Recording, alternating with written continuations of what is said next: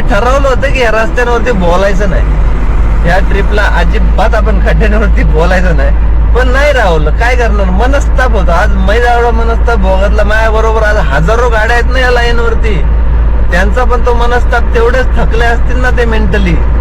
आणि बऱ्याच वेळा आता असं होतं की तुम्हाला असं वाटतं की नवीन गाडी घ्यायची, हे लाईन वरती एवढे लांब लांब पळतात आणि मग असं कमवत असतील तसं कमवत असतील. पण नाही मित्रांनो, जर तुम्ही आजच्या कंडिशनला नवी गाडी घेऊन या लाईन वरती येण्याचा विचार करत असाल ना, तर थांबा, अजिबात विचार करू नका. सध्या हे मार्केट पूर्ण डगमगलेलं आहे. म्हणजे काल आपण मुंबईतही ट्रॅफिक फेस केलं 3-4 तास, आज सकाळ धरून 5-6 तास ट्रॅफिक फेस केलं.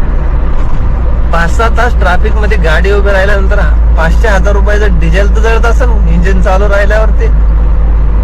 तो लॉस बेअर करावा लागत असेल. रेग्युलर रेट मधले बुकिंग सुद्धा परवडत नाही, कारण आता मार्केट आपलं म्हणतो ना आपण, प्रत्येक गोष्टीचा रेट वाढतो. डिझेलचा रेट वाढतो, टायरचा रेट वाढतो, गाडीचा रेट वाढतो. बुकिंगचा रेट कधी वाढणार आहे? कोण वाढवणार आहे? कमी रेट मध्ये पळणार आहे, मार्केटची वाट लागलेली आहे. त्यामुळे सध्याच्या कंडिशनला मित्रांनो मी खरं सजेस्ट करेल की अजिबात नाही, नवीन गाडी घेऊन तुम्ही जर या धंद्यामध्ये उतरत असाल तर येऊ नका.